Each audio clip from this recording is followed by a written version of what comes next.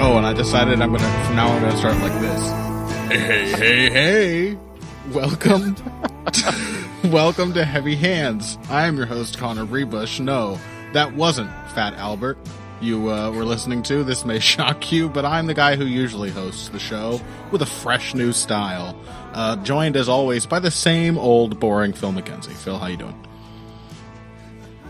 Not too bad. Looking forward to what should be a pretty awesome UFC card. Yeah, we're pretty much just, as Phil sort of tipped the hand there, we're pretty much just previewing UFC 244 on this episode. In fact, I shouldn't say pretty much. That's what we're doing. But before we get into any of that, all of you know what happened last weekend.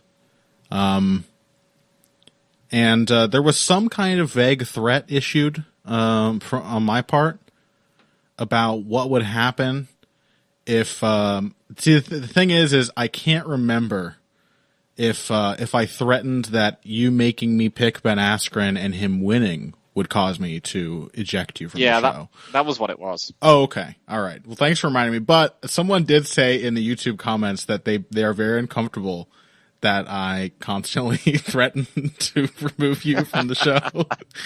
And to that I say, too right. That's the point. You should be uncomfortable. I am a cruel and capricious ruler. And yeah, it's the Whiplash model. I feel like exactly. The constant threat and stress actually makes me more productive than I would be otherwise. Yeah, how am I going to get the best out of you and also ensure that you're never really happy if I don't, I push you because I care, Phil. And that's why you don't. You push me because you're a psychopath. That's why you're fired. So, but until we get a new host sorted out, thanks for sitting in. This is the UFC 244 episode. Today, we are going to be previewing a number of fights from the blessedly stacked pay-per-view card that is UFC 244. These things only come around every once in a long while these days, but they always still manage to feel at least somewhat worth the wait. The main event for the incredibly important BMF belt, Jorge Masvidal versus Nate Diaz.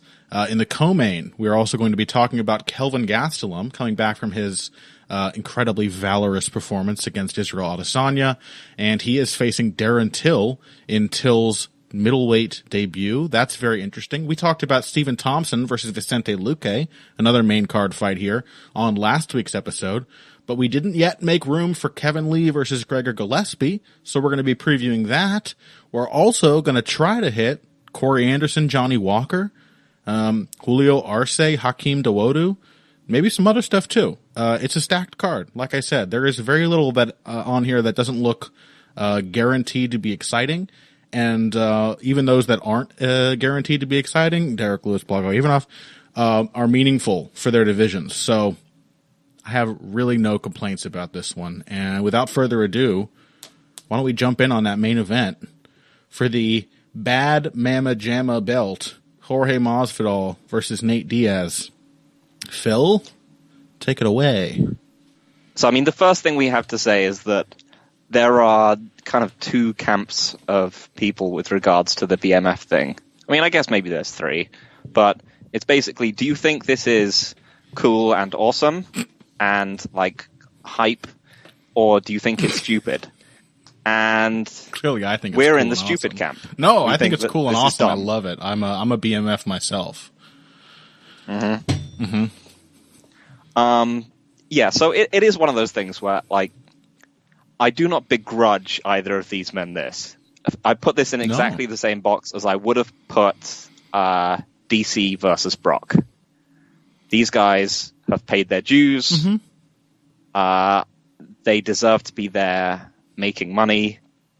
And, you know, who wouldn't want to see the two of them fight anyway? Like, yeah. The silly thing is that they, because of, like, as I understand it, per their contract with ESPN or whatever, they have to have a title fight at the top of every pay-per-view. So they had to make a fake title to allow this to be a main event. That's the dumb thing. The fact that this is a main event, that's cool. I'm totally down for that. Yeah. And the fact that it's an incredibly stupid title. Well, yes. That Dana White's 13-year-old brain came up with it. I mean, it was one of them, wasn't it? Was it? Nate said it, but it's Nate? the kind of thing that sounds fine and cool when Nate says it, and then the moment dumb red assholes like Dana White start repeating it, it loses all of its charm. It's so, yeah. Nate has full license to say phrases like "bad motherfucker" or whatever whenever he wants. So yeah, the fight itself. Yeah. I mean, I'm not sure whether it like even qualifies under the auspices of what it's supposed to, because like both of these guys have fought a lot of people and have picked and have, you know, had long and storied careers, but like I would maybe say that it applies to Masvidal, but I don't think it really applies to Nate Diaz in recent years. I got to be honest. How dare you? Like if you think of, you know, the bad motherfucker as being someone who takes on all comers and, you know, will just steps up at a moment's notice and all this other kind of stuff. I mean, he kind of has spent the last few years cherry picking fights against tiny strikers. My dude, you have that 11-day notice win over Conor McGregor on your record. You can do literally anything for the rest of your career. You're a bad motherfucker, in my book. That's just my opinion. I mean, yeah, he's perfectly allowed to do whatever he wants to for like the rest of his career. Like I said, I don't begrudge either of these guys the chance to make money on dumb shit, but like there are many other people who will step up and fight literally everyone. Well, yeah, the UFC is sadly full of them. Yeah, and well, maybe what makes Nate a bad motherfucker is that he's been willing to stand up to the UFC and not take any of the dog shit fights they've offered him. Good for him. Sure, yeah, that's fine. Okay, but you know, if it came down to like a lot of the what we think of as like being the bad motherfucker thing is largely about presentation, because these guys are both seen as being, you know, of a type with the image of what like a badass gangster's supposed to be. Phil really tap dancing around his usual racial categorization. I just talk about phrenology, Phil. I know you want to. Well, if you look at the shape of their skulls, I believe you'll see that. No, but Nate's going to win because cranial ridge. I mean, it has to be said. But like, we just have to like face facts that like RDA is more of a badass than these guys and would mop either one of them. I'm down for that. RDA is always deserving of immense respect. Yeah. But the problem is that obviously when you got him off, when you talk to him afterwards, you'd have to be like, you know, so RDA, how did you feel about this? Now that you are the BMF champion, he'd be like, yeah, I worked real hard for this fight. I trained very hard. Goodbye. I trained my wrestling. I trained my striking. All right, come on, Phil. We got to get into the fight. My jiu-jitsu. We got to get into the fight. Come on. Nate Diaz, Jorge Masvidal. And then you want to pontificate on the epistemological value of the BMF belt all day. But come on. I have to. Okay. Jorge Masvidal is the hardest fight that Nate Diaz has had for some time. He is someone who is capable of leg kicking and capable of wrestling and has never fought at featherweight.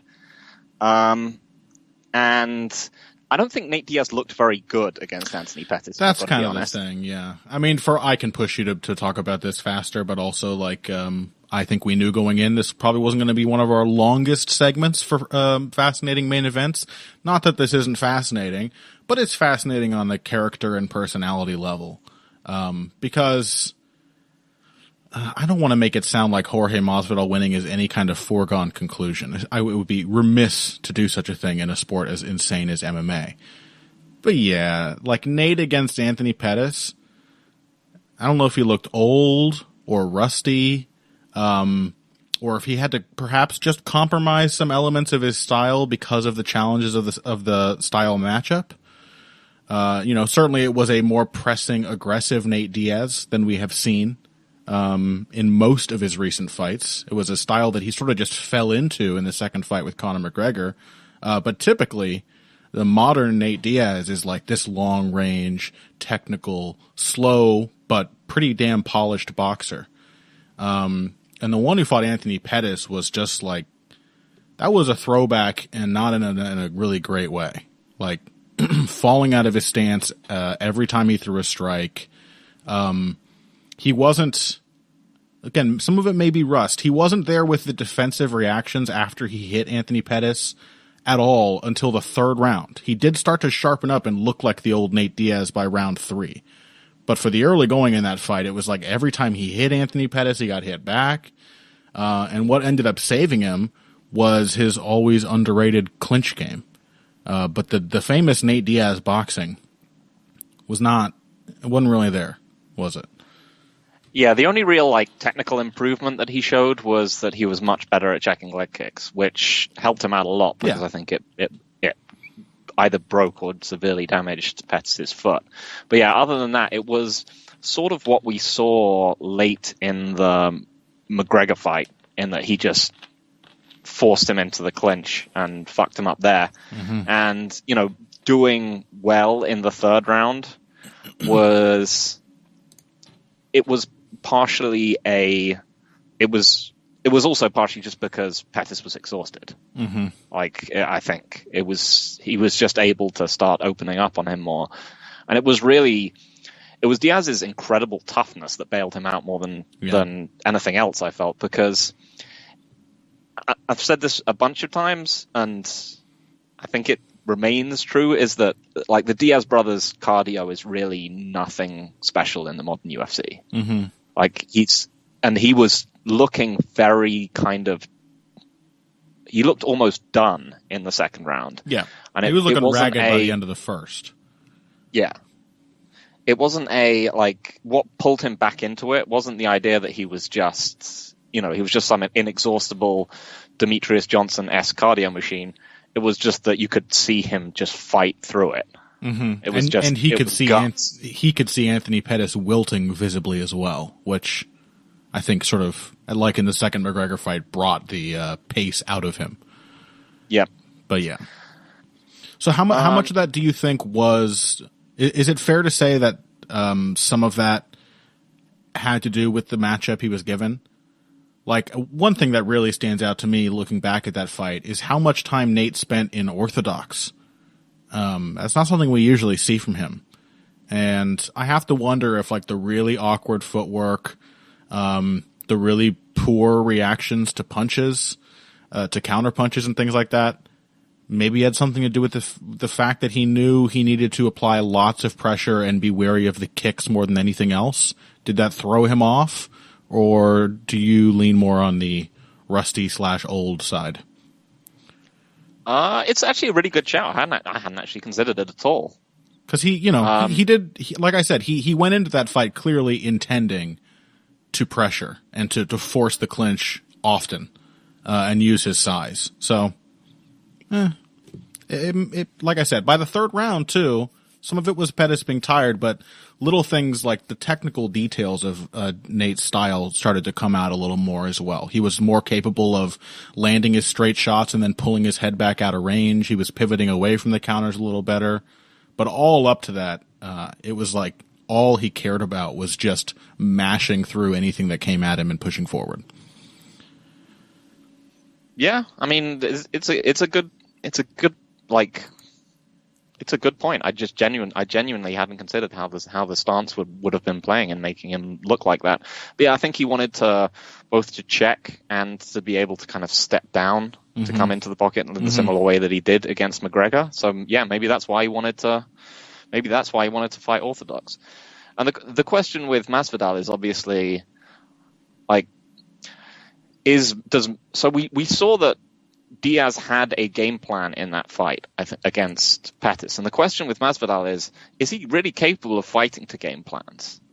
I mean, I think in his fights against Till and Askren, he basically just came out there saying, I'm plagued by slow starts. I need to shock myself into being right in there as soon as the fight starts. That's kind of been his move basically since the Ross Pearson fight. I think that's been the turn for Masvidal, is just forcing a faster start. Yeah. But other than that, he is just Jorge Masvidal. Yeah. He still has he still largely has whatever fight the opponent kind of wants to within certain like boundaries. He's going to have just a mid-range kickboxing match with pretty much everyone. So can I see him like we mentioned this about Damian Maia last week? Do we think he's gonna fight the beneficial style matchup in a way that we think that he can? And we were like, well, I don't see why he would. He's never done it before. And he kind of did. He definitely did. He made several key adaptations. And whilst I think it would rule if Jorge Masvidal ran away from Diaz for 5 rounds kicking him in the leg, or just took him down repeatedly, I don't think he's going to do that. Probably not. Although I think the wrestling is a notable factor here, because Masvidal, like I say this all the time, he often makes a point of taking down everyone he fights. Now he's not always or really ever invested in top control. So, and Diaz is still an incredibly aggressive, skilled scrambler on the ground. So I think it's pretty unlikely, but I also thought that about Damian Maia. So, you never know. But yeah, the thing is even if Jorge Masvidal comes in, just wanting to have whatever fight Nate wants to have. I mean, first of all, I don't think maybe this represents a major shift in focus for Nate. I would tend to think it had to do more with the Pettis fight, but then, the Diaz brothers have never really been great game planners either. They've never really changed up their style for one particular opponent. So it's difficult to say. I'm not expecting Nate to come in with the heavy pressure approach, like he did against Anthony Pettis. But even if he does, I don't think that's the right idea necessarily against Jorge. He's significantly better with his back to the fence. He's got significantly better evasive footwork. He's got a much better jab. He's a better clinch wrestler. He's just got a much stronger barriers to that kind of style. And in a range boxing battle, or one in which maybe Nate is pressuring at times and Jorge is pressuring at times, the way both of these guys' fights tend to go, just sort of fencing in open space, I would still favor Jorge. I think he's obviously considerably faster. He's got very quick hands. And I really like the way that his game has been developing lately. I really like the way that his boxing has been better integrated with his kicking game. I've been seeing a lot of punch-kick and kick-punch combinations out of Masvidal in his recent fights. I like the sort of strange athletic timing he's introduced to his entries. I mean, I like the fact that he's entering range more often in general, but Masvidal feels like a more athletic fighter now in his mid-30s than he ever really did before. That stuff really showed against Darren Till, who had a really hard time timing Masvidal on the way in. And I don't know, even if Nate comes in and looks just like his old self, if he wasn't really rusty or aging or whatever, and it was all the problems he had in the Pettis fight were a product of how he chose to approach that fight, he's still pretty slow, he's always going to be very slow, and he's always going to be relatively hittable as a result of that. And over 5 rounds, I don't think there's any indication that Nate has better stamina than Jorge Masvidal. Masvidal has never lacked for staying power. So I just kind of overall favor Masvidal here. Yeah, I think what Diaz probably has that Masvidal doesn't is just pure competitive spirit. He is True. That ability to be exhausted and still turn it on, to just keep coming, I think is not really something I'd traditionally associate with Jorge Masvidal. No. He does, he has had both the tendency to start slow and to also fade out of fight slightly, to just, like that Benson Henderson fight, razor close, and worth noting that Bendo absolutely fucking mopped Nate when he fought him. But there was, you felt at the end that Benson had just said, I want this more than you do. But I think that some of the stuff you said is very pertinent. I mean, the punch kick punch combinations, this is something which, we know Nate doesn't like at all. Just the fact that Masvidal is fighting at a higher pace, he's another good example of someone who I think has been a striker who has benefited from going up to a higher weight class. I mean, the fact that he was at lightweight for all that time seems absolutely baffling. And I believe he has credited welterweight. I believe he's credited the change of division with his ability. Like it's taken away some of the mental pressure of thinking, oh, I can't spend too much energy. He doesn't seem to really care anymore. Then again, we saw him. We've seen him in 3-round fights and stuff. We saw him. It's not like he gave up or stopped trying in the Maia fight. Certainly didn't in the Stephen Thompson fight. Does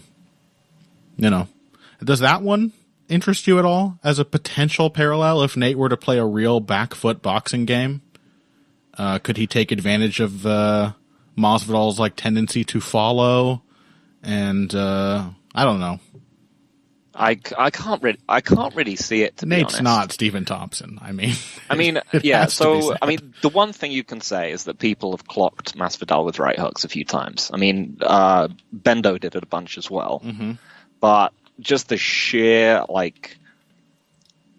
amount of movement which Thompson uses is alien to Diaz. He does not, he can fight off the back foot as a counterpuncher, but it's largely, small, subtle movements. It's not drawing people into karate-esque collisions in the same way that Thompson does. He more just kind of swivels where he is. Yeah, and that's one of the reasons why he gets tuned up by kick so much. So, yeah, I mean, I gotta favor Masvidal. I think that, you've got to always be wary of Masvidal's tendency to have his opponents fight, to get drawn into, dick measuring competitions with people, where he's like, I'm better at you at all the things you're good at, that he might just try and mirror Pettis and mirror Diaz and fight him in all the ways that, Diaz wants to be fought. But yeah, he's just looking like a better fighter these days. And is it maybe not true? On a tactical level, is he not sort of better than Nate everywhere? You know what I mean? Nate's more aggressive. He's got more of that fighting mentality, like you said. But, no one's ever really, embarrassed Masvidal in a jiu-jitsu sense. No one's ever embarrassed him in his striking. No one's ever embarrassingly out-wrestled him. That's the thing with Masvidal. He's incredibly competent at every phase. So yeah, and we've seen Nate get absolutely wrecked in the past. Yeah, but it's a 5-round fight, and I think that Nate's ability to continue pushing through despite exhaustion, despite absorbing a boatload of damage, I have no doubt that the willingness to coast and to get too absorbed in specific tactical battles, that's still in Jorge Masvidal. He hasn't fooled me into thinking that he's gotten rid of that issue just by, going against type and forcing faster starts. So. Yeah. I think Masvidal is probably a more skilled fighter than, as we said, Benson Henderson pretty much everywhere. Right. Yeah.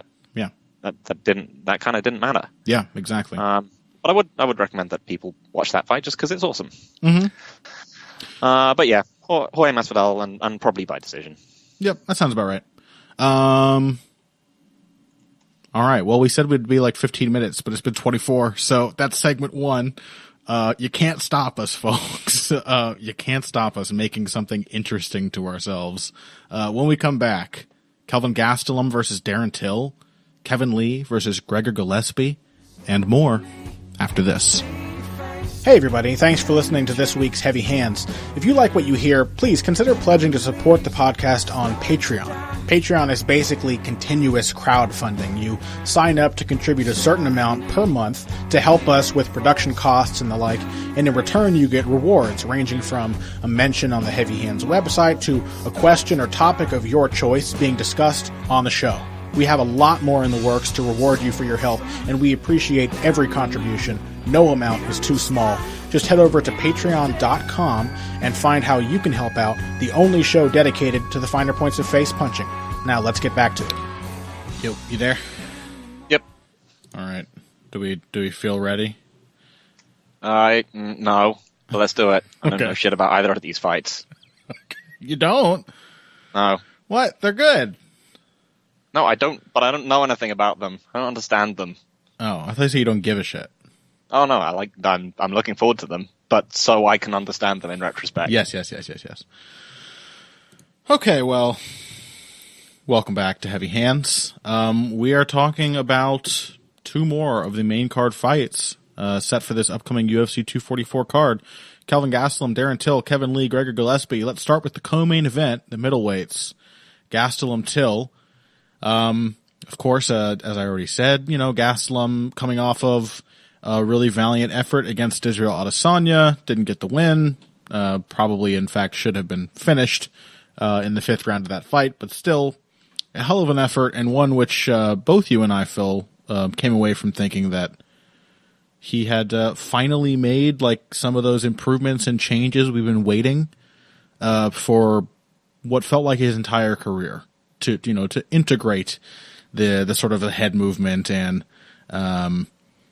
combination striking into his game a little more. Likewise, or not likewise, on the other hand, Darren Till is coming in here as a former welterweight, making his middleweight debut after first being finished by Tyron Woodley and then quickly summarily knocked out by Jorge Masvidal. So, interesting fight. Kind of a weird one.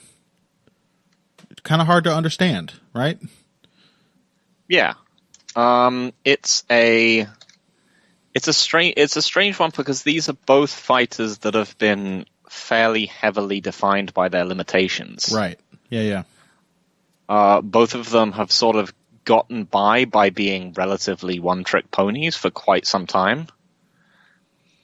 And I think Gastelum has traditionally been, the slightly deeper fighter, but certainly not in terms of his technical depth, just in terms of the fact that he's more likely to be able to instantly RNC someone should he knock them down. Mm-hmm. But yeah, I mean, Till in particular has been struggling of late because he was put into some matchups which, in retrospect, were entirely designed to make him, which were entirely the best possible matchups that he could get, as in the highest caliber of striker, the highest caliber of fighter that he could beat with his skill set. Mm-hmm. And primarily, this is Stephen Thompson. Right. Because I think what we've seen from, but also Donald Cerrone, because what we've seen from Darren Till is that he is very quick starting, he is an extremely accurate power puncher, and he's pretty good at feinting his way into range, and if you give him time to work and set up rhythmic entries, he's actually pretty cunning with it. He doesn't need to have a tremendous amount of diversity to be able to kind of play with the timing on his left hand until he eventually lands it. Right. And Donald Cerrone and Stephen Thompson were, in their own ways, both primed for this kind of thing. Mm-hmm. Donald Cerrone being a very slow starting fighter who's allergic to southpaws, and Stephen Thompson being someone who's just going to give you all the time and space you need. Yeah, and I will say, for all of his limitations, he did make an adjustment for the Stephen Thompson fight, and the adjustment was to not do anything.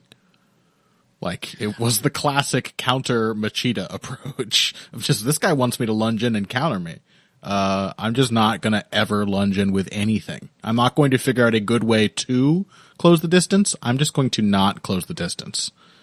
So, but I think over the course of that fight, we did see him do that, right? He managed to do, again, sort of Machida-esque game plan. He kicked the lead leg, mm-hmm. and he eventually got Thompson by doing the thing you would expect people to always do against Thompson, which is to just start herding Thompson away with throwaway right hands and then push him into the left. Mm-hmm.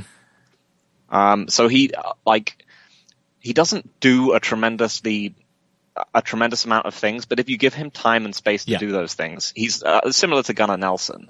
If you just allow him to set up his entries again and again, he doesn't need to have a tremendous amount of diversity or depth to be able to eventually land it. I think that applies to his counterpunching as well, because we spent I think some time before his last few matchups sort of trying to disabuse people of the notion that Darren Till is a counterpuncher. This is a label that seems to get, like, as a stylistic label, it basically seems to get attached to every quote-unquote technical kickboxer who fights from long range and throws straight shots. And Darren Till's not really much of a counterpuncher, but if you end up spending too much time at range and you don't set up your attempts to close the distance, Darren Till's accurate and has good enough timing to counter very well, too. He did that to Nicholas Dalby in the first round of their fight. But yeah, the whole, like, fast starting thing, I think may be the really key factor in this fight. In fact, it's like the other side of that coin that I think might be a key factor. Here's my question to you. How well does Darren Till deal with adversity? Can he come back? Because to my knowledge, we've never seen that before out of him. No, not really. He's traditionally either been in the driver's seat or nothing has been happening. Yeah. Or he's just lost. Yeah. There was the Dalby fight where he had an injury, but, and again, I said this before we began the segment, I'll say it again. This is not a value judgment on Darren Till. I'm not saying he's, like, weak or something. I'm speaking relatively in terms of what fighters have to deal with. Because if God knows, if my shoulder popped out in the middle of a fight, I would tap. It would be done. And that is why I'm not a prize fighter. But Darren Till reacted poorly to having that injury and ended up getting 10-8'd very cleanly in the third round by Nicholas Dalby, who maybe has some things in common with Kelvin Gastelum, is maybe a profoundly unathletic Kelvin Gastelum in some ways. So that's an example. The Tyron Woodley fight, we did not see any good instances of him coming back. I think we also saw him in the Jorge Masvidal fight sort of tiring and reacting poorly to Masvidal's increasingly effective counters and having to back off and get less of his own work done. And so if we agree that he's not much of a comeback fighter, the next question is, what does Kelvin Gastelum take away from that performance against Israel Adesanya? Does he carry a similar approach in here? Because Darren Till's no Israel Adesanya, technically, or creatively, certainly. He may be a harder hitter.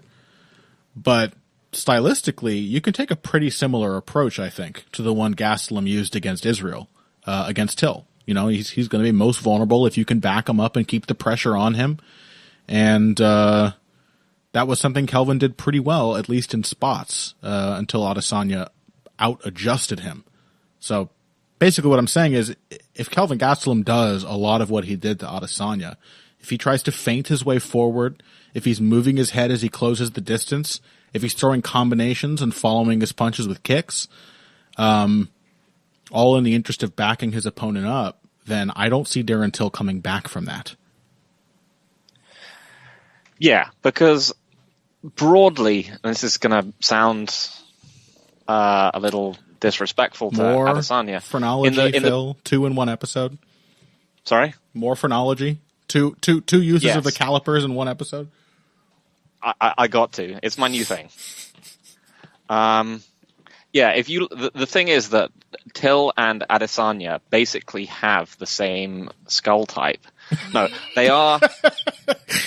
You really convinced me you were moving on from my bad joke. Well done. No, they are, at the most broad level, these are two tall, specialized kickboxers who function at their best when they are pressuring.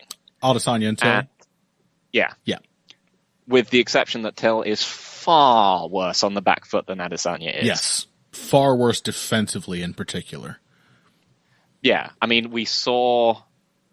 in the Masvidal and the Woodley fights, we have seen that Till will just run backwards. He will not pivot off. Mm-hmm. He will largely just try and big and tall his way out of things as his defense. Mm-hmm. And we saw Kelvin Gastelum actually finally, as you said, developing a pretty good approach for dealing with that kind of thing. He even threw body shots every now and again. Mm-hmm. Yeah. I mean, if he can do more of that, he might actually become legitimately scary in this division. I mean, he's already pretty fucking scary, right? Yep. And, like we said, he's still always got the ability to, he's just a naturally fairly tireless in grappling situations, can jump on submissions. We've always talked about how much innate talent Kelvin Gastelum has. Mm-hmm. And so I think there's a lot to look forward to with Till moving up to middleweight. I think he's always been a bit lumbering, with the exception of, being an accurate puncher. And I think he's going to be faster up at this weight. But I do worry that the fact that I think he's someone who, despite the fact that we tend to say, if you want to strike, move up, you'll be faster, more accurate, and so on, he is someone who has relied very much on being on being big and being powerful, and that being his defense against people who want to tie up with him. Right. I don't consider him to be a particularly, he's clearly not a particularly technical wrestler or grappler. Even just on a psychological level, I think that size has always kind of buoyed Darren Till. Yeah. Like he's kind of a bully. Yeah. So, I mean, I think there's a really good chance that he just drops Kelvin Gastelum out the gate. Yeah. But Kelvin is also freakishly tough. Yes. Hopefully the beating that Adesanya had to put on him to put him away was incredible. Hopefully that's still true of him after that Adesanya fight, but if that's not evidence enough of how insanely durable Kelvin Gastelum is, then I don't know what you need. Or the Jacare fight, or just almost any Kelvin Gastelum fight. I mean, he proves his toughness in ways that you would not want him to. He would literally be a dog shit fighter without his toughness up to this point. So he proves it because he has to. He needs it, but he makes good use of it. So I think it might be a rough one for Till, basically. We've seen Gastelum lose fights to people that he shouldn't, like Neil Magny, but a big part of this has often been just like them wrestling him. Mm-hmm. I don't trust Till to do that at all. I don't think he'd have success if he did, really. Yeah. I don't trust him to tire Gastelum out, make him fight a fight he doesn't want to. I think he's gonna give him the Adesanya fight again. It's just an easier version of it. Yeah. The thing is, this is the one thing you sort of hinted at this. I want to emphasize this. Darren Till's a fast starter. Israel Adesanya is not. Mm-hmm. So, it's not like Kelvin Gastelum stormed at the gate and gave Adesanya no choice but to back up right from the get-go. He is still a blitzing fighter. I don't think he's not a great pressure fighter in terms of cage-cutting footwork, or persistent pressure. He doesn't use his jab enough. He doesn't have enough tools, enough variety to be a consistent pressure fighter. Darren Till, I don't know how he's going to affect to moving up to 185. Maybe he'll feel stronger and more confident, and like Masvidal, he'll no longer be worried about how much energy he can afford to expend. And if he gets the jump on Gastelum and pushes him back, again, it would be a thing to finish Gastelum. That would be a notable event. But there's something there. Darren Till, weaker than Adesanya off the back foot, far scarier from the get-go, I think. Yeah, he's hurt or dropped pretty much every person he's fought in the UFC in the first round, apart from Woodley. Mm-hmm.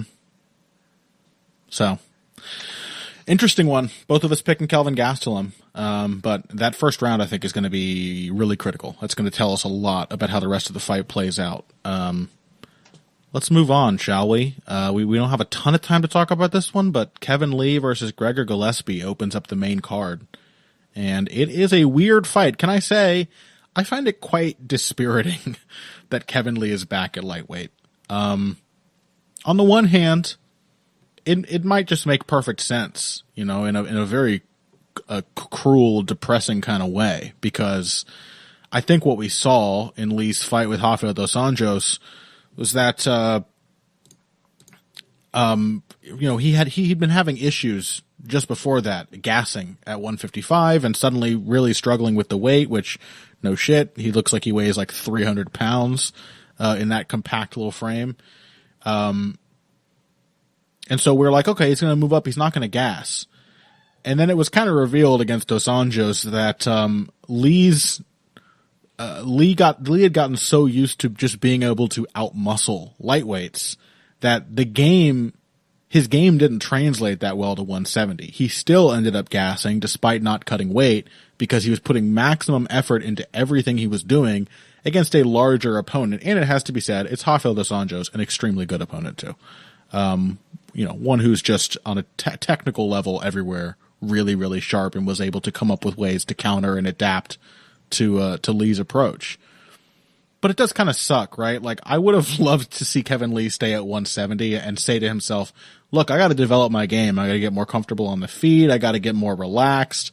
I got to find ways to solve this problem other than just going back to the murderer's weight cut. Like, there was a reason he wanted to go to 170, that he made that call. So it does suck to see him back here. That being said, he is fighting one of the smallest guys in this division. For this return fight in Gregor Gillespie, who is 5'7" with a 71-inch reach, compared to Kevin Lee's, only 5'9", but 77-inch reach. Yeah, we've talked a whole bunch about how Kevin Lee has a freaky build for that weight class, and I'd pretty much co-sign on everything you said. I would like to see Kevin Lee move up to welterweight just for his own good. I think the problems that RDA is a career lightweight, and he exposed Kevin Lee in technical ways, not in physical ones. It was simply that, like, the way Kevin Lee lost that fight was because he wasn't efficient enough, because he just wasn't skilled enough. Right.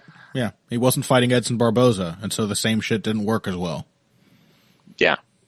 I mean, it was a tough fight. He gave it as much as he could, but that wasn't enough. He just kept trying to muscle takedowns, and RDA just kept taking damage and body shots in the clinch, and eventually wore him down and submitted him.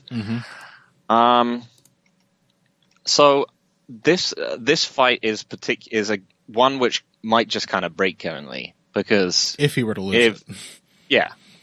Because if you're like, okay, I'm going to go down to lightweight, where at least I'm going to be bigger than everyone again, and I'm going to just outmuscle people and outpower them, because there's a significant chance he has this fight and he just gets out-wrestled by someone who's much smaller than him. Yeah. In the same way that, say, Frankie Edgar used to do to people. Yeah, or the same way that RDA ultimately ended up, because Lee had most of the wrestling success in that fight. He had most of the takedowns.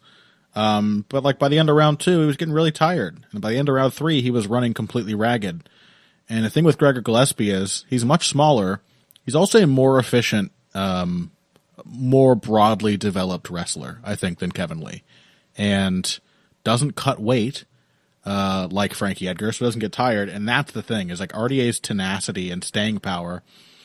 If that's the issue for Kevin Lee, and he's going back to 155, it might exacerbate the problem he had with RDA, right? If he gets beaten on a technical level and exhausts himself trying to muscle through all the scrambles and exchanges, is he just going to gas faster? Because I don't know, like, there's I think a very, very strong reason to believe that having now gone up to 170 and fought there, going back to 155 now, it was already a murderous cut. Like, having to revert can't feel good. It's certainly not good for you. So I don't know. I think, again, what I'm trying to say is if Gillespie with his wrestling game could end up having a similar approach to RDA, even losing early exchanges but constantly forcing Lee to work, it might not take 2.5 rounds for Lee to gas. That's a concern for me. Yeah, I mean, I think that's something that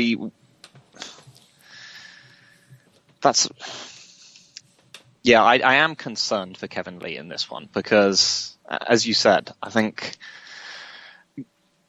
Gregor Gillespie has had less time to develop as a striker, and already he looks like a more comfortable one than Lee does. Absolutely.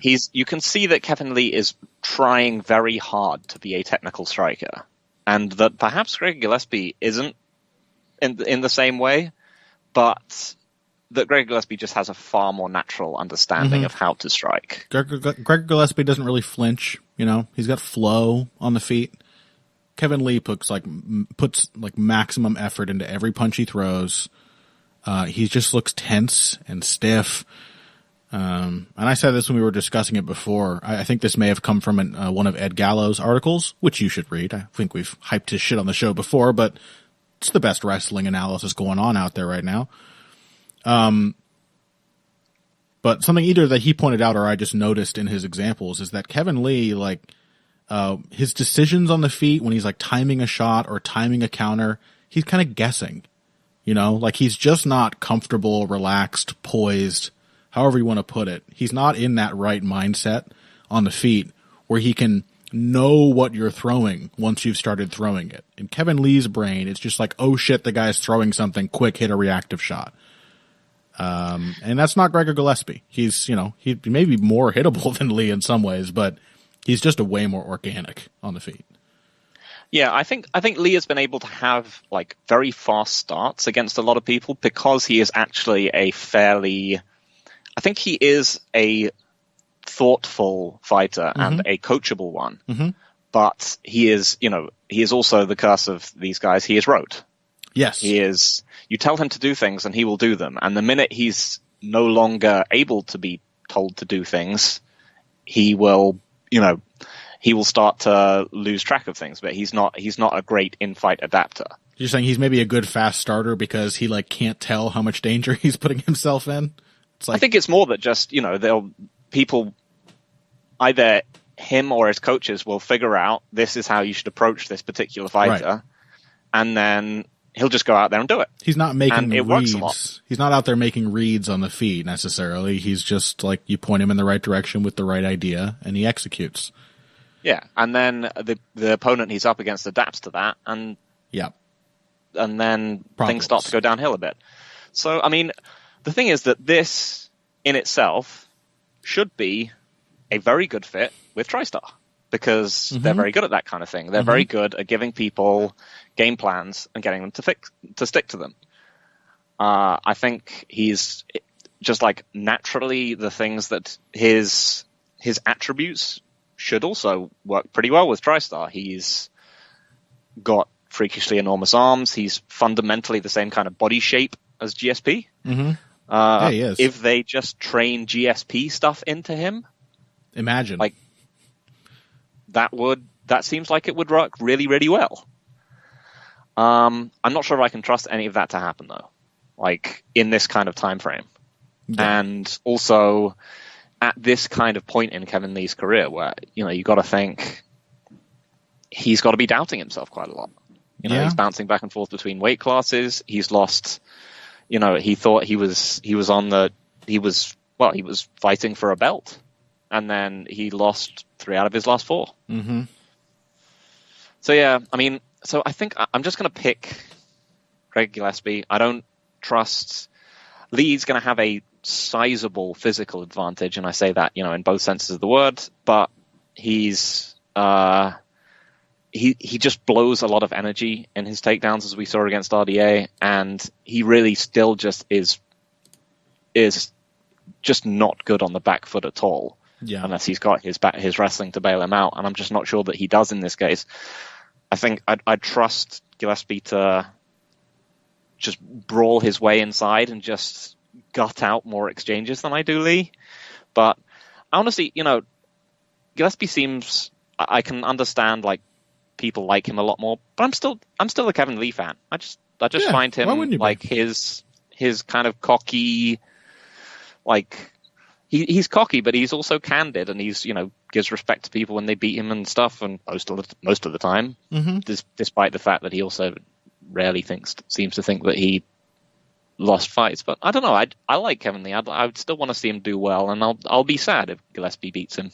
Yeah, I like Kevin Lee too. I think he wears his heart on his sleeve. Like, yeah, he's cocky. I think he's trying to hype himself up. But you're right. Like, there are lots of moments of genuine vulnerability from Kevin Lee that make him quite approachable to me. I think I'm still going to pick him in this one. Possibly very ill-advised. The size difference does have me worried. Gregor Gillespie, again, much smaller reach. I have to imagine he's way lighter than Kevin Lee. I have to imagine there's like a potentially 15-pound difference between these guys in walking around weight. Even 10 pounds would be significant in a wrestling match. It has amused me how they seem to just try and put like comedically oversized people up against. Yeah. Oh, that's Gregor definitely Gillespie, just for the visuals of the whole thing. That's definitely a thing. Like it always just seems to be like that. But yeah, it is notable that I think I do go back to like the Gleicher Franke fight, who kind of fucked. He kind of fucked Gillespie up a bit before Gillespie, just forced through these things. So it is worth, we've kind of, when I made my pick, I was kind of taking the route of, what if Kevin Lee can't get his wrestling going, then he tends to suffer. But we've never really seen. Yes. We've never really seen Gillespie without his wrestling either. So, and that's what I was going to say. Like, I think it really matters who gets to press forward in this fight. I'm not sure that even with his more natural feel for it, that Gillespie, that really matters in the striking, because Lee's got such a huge reach advantage, and it's not like Gillespie, you're not going to write home about his boxing before you talk about anything else. He seems more natural at it than Kevin Lee, but Kevin Lee's been doing it longer. He's got the reach. We know that if you tell him to press forward, he's going to do it. Even to his detriment, like against RDA. The advantage here for him is that this is a 3-round fight.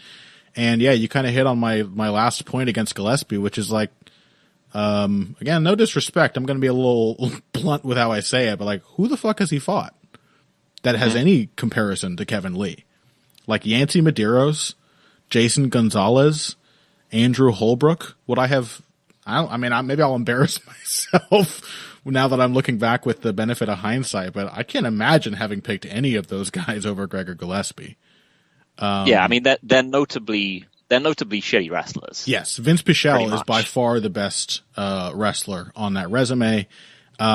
Maybe Rinaldi, but Pichel's a good athlete. He's very strong. He's very physical. He's probably the best parallel to Kevin Lee, and even then, like, he's much more of sort of an all-rounder kind of fighter. He's a little low output, he doesn't have the sort of fight-to-fight adaptability that Kevin Lee has shown. So.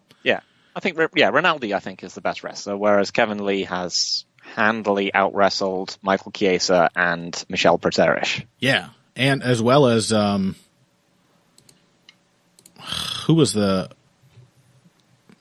Magomed Mustafayev as well, was very impressive. Mm-hmm. I mean, he's not a tremendous defensive wrestler, but he's an incredible athlete. He's a monster. Yeah, he's a physical beast. So I think I'm still going to pick Kevin Lee. But I definitely share your concerns. It feels a lot more like a coin flip than it would have been for me, like before Lee's recent run. So interesting fight though. And yeah, I'm Gillespie's going to be fine if he loses this. He's still got his fishing. He's got his fly fishing rod. He's got, I don't know, whatever other dumb shit fishermen like. So he's got things to fall back on. Kevin Lee needs this, so I'll be rooting for him. Let's take Gillespie one more. Is also 5 years older. That's true. Yeah, right? Like, come on. Give Kevin Lee his time, Gregor. I love you guys. You seem cool, but okay. One more break. When we come back, we're going to dip into whatever else we can afford to cover, basically, from this undercard. I'm interested in Corey Anderson versus Johnny Walker. I'm interested in Shane Burgos versus Makwan Amirkhani. I'm interested in Lyman Good versus Chance Rencounter, whose name will never stop being hilarious to me. Julio Arce versus Hakeem Dawodu. Again, there's lots of stuff to like all throughout UFC 244. So whatever we can cover, we're going to get to after this. Financial support is fantastic, but there are other, even easier ways to support Heavy Hands. Perhaps the best is by spreading the word. We know our fan base. You're all cool, popular people with serious social media presences. You're tastemakers and trendsetters. Okay, there are one or two of you that don't fit that description, you know who you are, but no matter what, you can always help us out by telling folks about the show. And you can also give us a positive rating and review on iTunes and Stitcher, things like that. We rely on word of mouth and positive feedback to grow and improve, so thank you very much for your time and your help. Now, back to the show. All right, back for segment 3, and we're going to try and run through this undercard pretty quickly, which is always a really promising beginning way to start a segment, because I think I probably said that at the start of the last 2 segments, and they were both over 20 minutes. Welcome to Heavy Hands. If we're going back further than that, I think we say it virtually every time. Virtually every episode, yes, that is true. But I don't know how we're going to contain ourselves on this one. There's so much technical analysis to be made about Johnny Walker, and his total, 40 seconds of UFC fight time so far. But Corey Anderson, Johnny Walker, is an interesting fight. It's weird because Johnny Walker is weird. And I will emphasize, because I am waiting for some terrible revelation to come out about him secretly an asshole. But what do we think of this matchup? It's a matchup which Corey Anderson should win and also should lose because he's Corey Anderson. It's basically just the Misha Cirkunov matchup for Johnny Walker over again. Yeah, I mean, this is the nightmare scenario for Corey Anderson, surely. It's him against someone that he looks to be much better and more functional than, who is simply an athletic finishing threat. And so you're like, oh yeah, Corey Anderson, you should be able to like put volume on this guy and maybe out wrestle him, and just as long as you don't randomly get finished. And that's just the one thing you can never say to Corey Anderson. And it's the one thing Johnny Walker seems to do: randomly finish people. Yeah. Is it a good sign? Like, is it fair to call it a good sign that I think Corey Anderson's recent run looks pretty good, to be honest. Mm-hmm. On paper, like Ilir Latifi is certainly the first freak athlete he's ever beaten, right? Like, otherwise, his losses are like Mauricio Hua, who 30 years before that fight was a freak athlete, and I think still retained the spirit of a freak athlete in that fight. But then Jimmy Manuwa and Ovince St. Preux, both those dudes knocked Corey Anderson out, and there's a common thread there. And then he did really well against Ilir Latifi. But is that just a factor of how very limited Ilir Latifi is? Or does it bespeak some kind of improvement on Anderson's part? It might just be that he's good at slow-moving, forward-wading punches. Yeah. Who rely on their wrestling to get going. Like, he just chewed Teixeira and Latifi the fuck up. Mm-hmm. But that might just rely on him being able to pepper people. If someone comes out with big, weird, dynamic offense, you haven't really seen much to convince us that he can like do something about that. Yeah, but also like I haven't seen much to convince me that Johnny Walker is particularly good at MMA.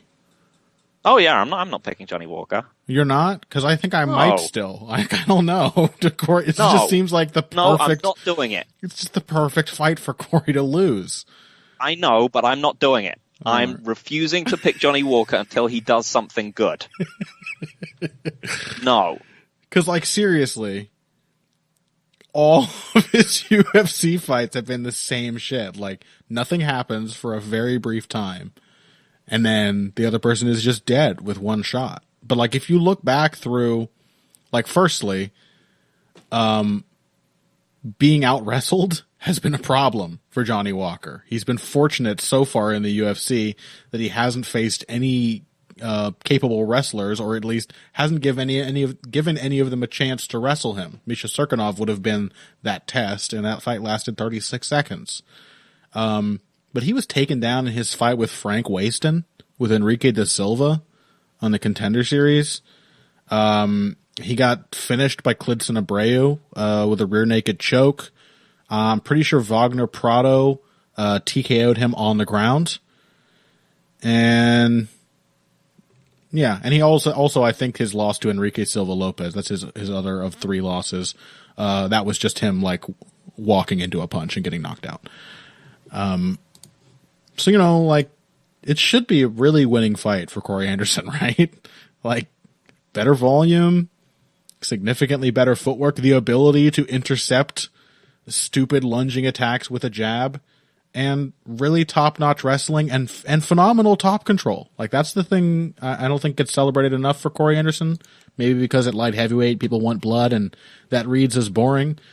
But he's got that Frankie Edgar top control kind of. He's a really nasty jiu-jitsu player once he gets you down. It's not just the wrestling. So, I mean, I guess I'm with you picking Corey Anderson, but why do we do this to ourselves, Phil? No, pick Johnny Walker. One of us has to. Because, like, that's the dynamic, right? There's nothing more to break down, really. Johnny Walker. I will say, like, yeah. Johnny Walker is clearly one of these guys who is he is very athletic. And I think there's a really good chance he's one of these guys that was just fucking around with his regional MMA career. And then he was like, holy shit, if I actually put in some time and effort, then I can be genuinely good at this. Could be. But isn't it, like, likely to take a loss before he learned that lesson? I know. I mean, like, a lot of people just, we've seen it before with guys like Vicente Luque, or where they just transform when they've got full-time training and are around professionals. And what about the flippy guy? What's his name? Oh shit, Tejera. Yeah. He's the exception to that rule, surely. Yeah. I don't know. I mean, Walker's started finishing people really quickly. I guess that's the evidence of him turning some kind of corner. And I will say that his tiny moment of clinch exchange against what's his face, Khalil Roundtree looked very good there. Yeah, I think that's always been it up his sleeve, though. That was where he got a lot of the good work done against Frank Waston too. Yeah. I think he's always been a good Thai clinch fighter, or at least, he's tall and he has the willingness to use that range. I don't know that he's like the most technical clincher out there, but he's going to grab your head and smack you with the other arm. So, but yeah, I'm still refusing to pick him because knocking people out is dumb like that, and I'm not accepting it. And grind him out, Corey. Grind him out, or at least grind him out for like 2 minutes and 4 rounds before. No, that's even crueler. If you want him to win, you should want him to get knocked out quickly if he doesn't win. To come within, within reach of victory. I just want light heavyweight to be ruined. Oh, okay. Well, fair enough. Do I have to pick Johnny Walker? Why am I letting you force me into making a pick? You were going to pick him before. No, I was about to pick Corey. All right, I'm going to pick Johnny Walker. All right, what else? Which of these other fights do we want to talk about? Oh, shit. Sorry, I'm knocking over a jar of perfectly legal substances on my desk. What else are we going to hit here? Shane Burgos versus Juan Amicani. That looks pretty great. It's interesting, right? I think it should be a lot of fun, but also it seems fairly straightforward. Mm-hmm. In that Amicani is the most dedicated wrestler that Burgos has fought, and Burgos' takedown defense hasn't looked amazing. Mm-hmm. But Burgos is just so much more offensively capable. Like, Arnold Allen, like, out offensed Amicani, who's just not a very, like, he just doesn't do very much. He does, like, all these big explosive motions, but then doesn't he'll just come out and throw a flying knee and then just have entire rounds of trying to go for takedowns and uneventful top control. I think we had an argument about this before. Some of this is sounding horribly familiar. Yeah, that's because I don't like Juan Amicani. Well, that should be your analysis then. I don't think it's fair to say that he's an inactive fighter. His fights tend to be quite scrambly.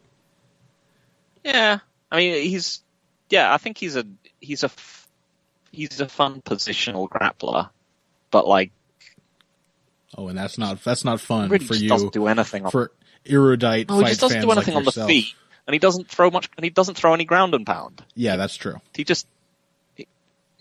unless you're out wrestling him, he's not fun. Yeah, that's fair. I do think he made like one step in development as a striker when he went to SBG. It's like he learned the left hand that literally everyone in that team learned to imitate Conor McGregor. And hasn't really progressed beyond that point. And I don't think he's very efficient or comfortable at it. Like, I do think we've seen several fights now where he's had issues gassing, right?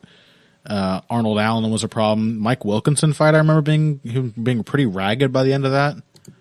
Maybe, and even the Jason Knight one. Like, that's Jason Knight. If your thing is going to be taking people down and controlling them, you don't want to be going to a contentious decision with him. And, I think Shane Burgos has the right idea with his defensive wrestling. I don't know if it's fair to say I don't know if it's like a lapse in his game on a technical level. I think the problem that I would foresee for him is that the thing I've seen from him in the past, and again, this is not against particularly good wrestlers or grapplers, certainly none on the level of Amir Khani, but his lack of urgency in like stalled out wrestling positions has been the thing that's sort of stuck in my mind as something that worries me. And on the one hand, like, it's a good thing. He doesn't freak out. Like, that's one of Shane Burgos' strength/weaknesses, is that he's just incredibly calm, but he can be very comfortable just allowing fights to be close, not really, making the changes necessary. It's almost like in the Calvin Kattar fight, like, the fact that Kattar was lighting him up so much in the first round is what got Burgos to really step on the gas. Whereas I think in a much more back and forth sort of simmering fight with Cub Swanson, that fight was really competitive throughout. And Burgos was not really able to find the adjustment that would change the tone of that fight. So I don't know. Maybe that's a good sign for him, because Amir Khani does tend to like run out and try to get people. Maybe Shane Burgos is going to get woken up by that. I don't know. I'll take Shane Burgos. I trust him overall more than Amir Khani, but yeah, there's also the fact that Amir Khani had a pretty horrible first round against Chris Fishgold. I think he was trying to be more well-rounded. Oh yeah, and he's getting into that. He was trying to strike, and then he just looked terrible. Getting into that problem territory. Yeah, that would be nice. I would like to see Shane Burgos knock Amir Khani out in the first round. That would be fun. I would like to see him try to play his striking game. Oh, well, what else? How about Julio Arce versus Hakeem Dawodu? That's probably the last one we have time to cover. So it's either that or Lyman Good versus Chance Rencounter. Both of these seem like relatively straightforward style matchups. So Julio Arce is basically, I don't think this is a dissimilar style matchup to Shaman Moraes. Yeah. In that I don't think I can trust Julio Arce to win just by out-voluming Hakeem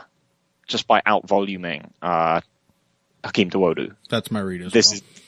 The problem is that he's going to be incredibly gutsy, and he's going to try incredibly hard, and he's going to pressure Dawodu as much as he feasibly can, and that didn't work for Kyle Bochniak, and it won't work for him. The only thing I would say is that Shaman Moraes may actually be a better defensive fighter than Hakeem Dawodu. I'm not going to say that state that as fact. But I think Dawodu's defense is a lot more reliant on his distance. It's a lot more like timing you or hitting you before you can hit him. Am I dead wrong here? Can you recall any key examples in his UFC fights of him just showing off head movement and countering off of head movement? Yeah, not really. He's just very quick, and he seems to rely on that. Yeah, exceptionally quick. And he's very confident in that, which was obviously what got him into trouble against Danny Henry. Yeah, so he just came in with his head bolt upright and died. There's something there. Julio Arce, he's no Austin Arnett, like he's not just like a very technically sound and efficient boxer. He is an adaptive fighter too. He will make adjustments. He will change up his combinations. He will start to feint his way in. The thing is that for Danny Henry, it was an immediately bad read from Hakeem Dawodu and an extremely aggressive start from Henry. Didn't give either guy a chance to make an adjustment. I think that for Arce, it's a lot more likely that he sort of starts at a deficit and wants to get his own reads and suffers from Dawodu's speed and power advantage. And that kind of gives me the feeling that by the time he could start to make adjustments to the fight, it might just kind of be lost. So I think that's my read. I think that's why I would pick Dawodu, but it's a great matchup. I mean, I feel for Julio Arce a bit, but I do think the Moraes fight gave me the strong feeling there's a sort of athletic ceiling for him at featherweight, and Hakeem Dawodu looks an awful lot like that athletic ceiling. Yep. It's another fight where we got a whole bunch of Tiger Muay Thai, stocky bearded counterpunchers going at it, so what's not to like? Yep. All right. Well, that's UFC 244, the heavy hands way. We got that segment done in 16 minutes, which I will consider pretty good. It means this episode is only going to be, like 5 hours long. Thank you all so much for listening. We hope you enjoyed the breakdowns. I think that was pretty good fight discussion, Phil. I enjoyed that. I'm very much looking forward to this card. Let's see. You guys should find us on social media, right? With your screaming vitriol about our terrible picks and bad analysis. Twitter.com is the best place to do that. You can find Phil at Evil Greg Jackson and myself at Boxing Bush, spelled B-U-S-C-H, and boxing spelled the regular way. Before we wrap up, Phil, do you have a preview coming out this week? Do indeed. I think we've got both. I think we're probably, due to the depth of the card, we're probably doing both Till versus Gastelum, and we're obviously doing the main event. Mm-hmm. And I think I'm probably going to try and get that Rory Mack preview out, which was written with a sense of doom, which has pretty much been fulfilled. So yay! All right. Well, I don't know what I'm going to write about for this one, but I'm definitely going to do my very best to get an article out before this event, and it'll likely be the main event.